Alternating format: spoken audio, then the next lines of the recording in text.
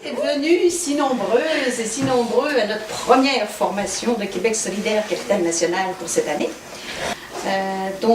Aujourd'hui, la présentation, c'est Bernard Rioux qui va la faire sur l'économie. Ce qu'on a prévu, c'est 2 heures de formation, 3/4 d'heure d'exposé magistral. On vient ici pour apprendre des affaires, la vision de Québec solidaire de l'économie, et puis les éléments de programme de Québec solidaire par rapport à l'économie. Ils ont 45 minutes pour un exposé. Après, on se donne 15 minutes d'éclaircissement, question d'éclaircissement. On ne va pas poser de questions tout de suite, on attend. On se prend une petite pause, puis après, on va jouer au jeu des argumentations. On va jouer qui est-ce qui veut démolir les argumentations, puis comment on réagit. Les cris de Québec solidaire. Ah ouais!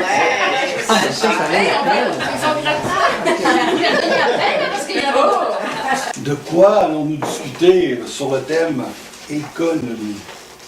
Sur le thème économie, il y a des gens qui suivent plusieurs années de cours là-dessus. Et effectivement, c'est un propos très vaste, mais ce n'est pas le propos que je vais tenir. Moi, je vais essayer de poser la question, de poser à très grand trait la situation de, je dirais, la mesure de la crise actuelle au niveau économique, parce que c'est dans cette période, en fin de compte plus que conjoncture, dans lesquelles s'inscrit et Québec solidaire veut avancer un certain nombre de propositions et les réaliser. Et les contraintes, bien sûr, c'est les contraintes de la situation économique objective. Et c'est un peu ça que je vais présenter dans un premier temps. Donc, je vais dresser le panorama des problèmes économiques auxquels, après avoir présenté ça, je vais présenter un panorama des problèmes économiques auxquels la population du Québec fait face dans la période actuelle. Très rapidement, avec quelques exemples. Après ça, je vais passer très rapidement sur les grandes orientations de Québec solidaire dans le domaine de l'économie et de leur fondement. Parce que, étant donné que je regarde l'ensemble des personnes ici, peut-être, si c'est pas vrai, vous me dites, à participer un peu au débat autour programmatique de Québec solidaire. Donc, vous le connaissez. Quatrièmement, à partir de ça, c'est dégager les priorités pour la plateforme électorale dans les élections qui viennent. Bien sûr, je n'ai pas la plateforme électorale.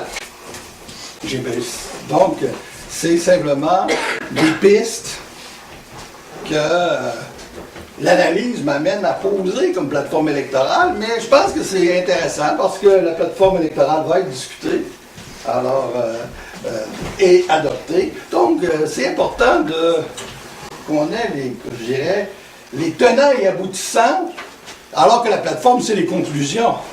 Donc, c'est les conclusions de quoi au juste?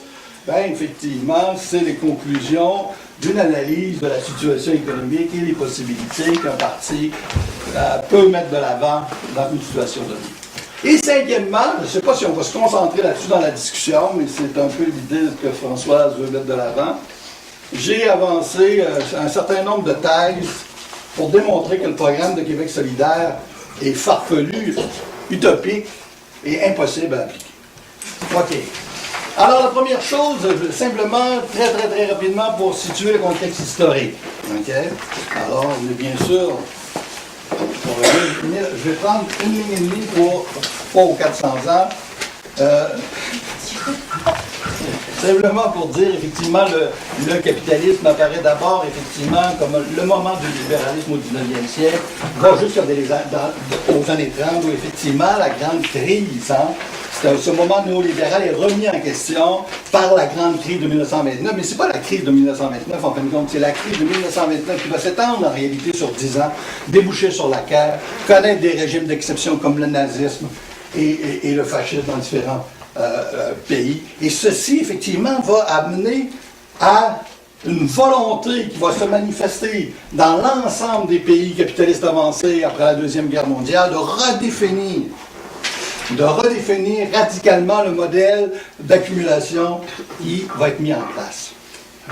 Et ce modèle d'accumulation puis on va en donner les caractéristiques très rapidement parce que c'est pas le centre de notre propos, c'est effectivement ce qu'on a appelé le modèle keynésien, d'autres ont parlé de modèle fordiste, qui débouche sur ce qu'on a appelé les 30 glorieuses, c'est-à-dire la période 1945-1975, où en général, le capitalisme a été caractérisé par une période de prospérité. Il y a eu certaines récessions, mais en général, il était marqué par des reprises fortes, des booms et des récessions assez mineures, ce qui fait qu'effectivement, il y avait une amélioration générale des conditions de vie des gens. Et bien sûr, ce modèle était fondé sur l'idée, puis c'est pour ça qu'on a appelé Fordiste, qu'il fallait faire une production de masse, et que pour faire une production de masse et pouvoir la vendre, il fallait effectivement une certaine redistribution des salaires plus importante pour créer un marché à cette production de masse. Okay? Bon, c'est le modèle de Ford. Alors, cette période a été aussi caractérisée par une série de réglementations du capital financier. Un des théoriciens de ce modèle, qui est Keynes, disait, bon, il faut faire l'euthanasie des rentiers, c'est-à-dire il faut en finir avec la domination du capital financier. OK? Donc, il y a eu toute une série de reconnaissances de droit de reconnaissance du droit de négociation. Ça ne s'est pas fait sans lutte. Mais ça a été des choses qui ont été gagnées et accordées. Okay. Développement du secteur public au niveau des productions énergétiques. On voit que dans différents pays, aussi des systèmes de transport. On voit dans les différents pays, il y a des grandes compagnies nationalisées. Au Québec, on a parlé d'Hydro-Québec, mais dans les années 50, en France, au Canada, en Angleterre, etc., il y avait des transports publics nationalisés, des compagnies d'énergie nationalisées. Donc, effectivement, il y avait une place importante du secteur public. Il y avait des mesures de redistribution de la richesse qui ont été mises en place par un régime d'impôt qui était assez progressiste. On le verra plus tard, il y a des chiffres précis là-dessus. Il y a des développements de mesures de protection sociale comme le salaire minimum, l'aide sociale. Il y a eu même, on parlait même, lorsqu'on lit effectivement les économistes qui étaient au pouvoir dans les années 60, on parlait même de planification économique. Et même au Québec, il y avait des organismes de planification économique. Ça veut dire qu'il y avait l'idée de l'intervention du secteur public dans l'économie n'était pas quelque chose de détesté, c'est quelque chose qui était conçu comme normal, qui était conçu comme nécessaire. Okay. Alors, ce modèle, bien sûr, était aussi le résultat d'une montée de lutte ouvrière, populaire, etc., dans un contexte historique précis. Hein. Donc, ça a correspondu aussi à un renforcement de l'organisation syndicale, à une peur du communisme comme alternative. Donc, il y avait tout ce contexte, effectivement, de la possibilité d'un projet social alternatif. Donc, il s'est mis en place un modèle où il y avait toute une série de concertations et de concessions aux classes populaires. Alors ça, c'est assez important. Et là, j'ai mis un schéma que j'ai trouvé dans un petit livre qui s'appelle « L'histoire des crises financières », qui montre effectivement ce qui s'est passé. On voyait que du temps libéral, les 10% les plus riches allaient jusqu'à 50% hein, dans les années 28, 29, 30, etc. Et vous voyez, avec la crise, il y a une chute.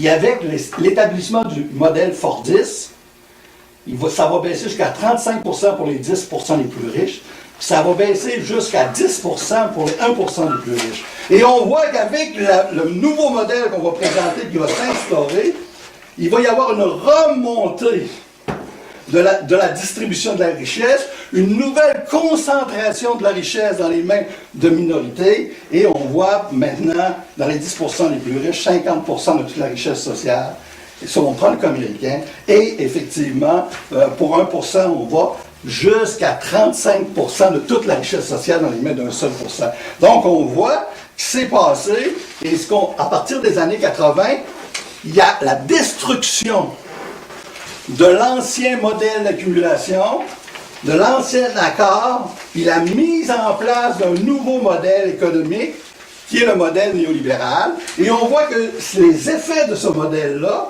ça a été un renforcement de la concentration, un renforcement de la concentration de la richesse dans les mains de moins de monde, de plus en plus, et c'est ce qui était visé. Parce que, et c'est l'autre schéma qui est intéressant à voir, parce que, bien sûr, il y avait, avec le développement de la prospérité et des 30 glorieuses de 45-75, il y avait une distribution de la richesse différente, mais lorsqu'on analyse, il y avait une baisse des taux de profit. Et la baisse des taux de profit, on la voit ici dans ce schéma-là, qui effectivement va descendre et qui va descendre à un niveau tel que ça va exiger, il va y avoir une remise en question de ce modèle économique-là. Et généralement, les gens pensent que c'est à cause de l'idéologie libérale, etc. Mais il y a eu des fondements économiques très précis. Et il y a eu une contre-offensive qui a été menée. Et la contre-offensive, c'est toujours l'image de deux personnages dont on parle beaucoup, y compris maintenant, Reagan puis Mme Thatcher en Angleterre. Mais ils sont le symbole, simplement. Ils sont le symbole que il y a une nouvelle génération, c'est formulé comme ça, de gouvernants ont été déterminés à rompre avec les compromis de l'après-guerre. Puis il fallait effectivement libérer le pouvoir économique, libérer le pouvoir de l'argent de toute cette réglementation et remettre en question les acquis sociaux qui avaient été concédés durant toute cette période et qui correspondaient à une alliance des secteurs, je dirais, gestionnaires, cadres, les cadres avec les directions des classes populaires et ouvrières syndicales. Alors, les axes de la contre-offensive, rapidement, sont là parce que une contre-offensive, ça ne se mène pas dans une année, ça se mène sur des décennies, et elle n'est pas terminée. Alors, il y a eu d'abord la libéralisation financière, c'est-à-dire liberté croissante de créer n'importe quel type d'instrument financier spéculatif, l'extension du libre-échange pour favoriser la circulation internationale des capitaux, puis ça voulait dire aussi pour permettre de mettre en concurrence les travailleurs de tous les pays du monde pour l'emploi et pour la production, donc de créer une pression absolument extraordinaire sur les travailleurs, travailleuses des pays avancés en utilisant la concurrence. Et lorsqu'il n'y avait pas les entreprises, des processus de délocalisation des entreprises manufacturières vers le tiers-monde pour effectivement exacerber cette concurrence et exercer une pression à la baisse sur les salaires. Okay. Il y a eu bien sûr aussi tentative de réduction des droits syndicaux, puis on a présenté ce libre-échange comme effectivement un genre de défi, un beau défi de conquérir le marché américain ou de conquérir le marché mondial et que les entreprises, y compris les entreprises québécoises, se trouvaient devant effectivement la possibilité de conquérir le monde. Okay? Mais cette conquête des marchés, ça voulait dire toute une série de situations plus ou moins pénibles pour les gens qui n'avaient pas le pouvoir. OK. Ça a voulu dire aussi, bien sûr, une précarisation. On le verra tout à l'heure quand on arrive, parce que tous ces éléments-là, dans une deuxième partie, on a heureusement le groupe qui s'appelle l'IRIS, a pris l'ensemble de ces éléments-là et les a démontrés à partir d'analyses empiriques précises. Là, ils sont affirmés rapidement, mais on va y revenir dans un deuxième temps, c'est évident.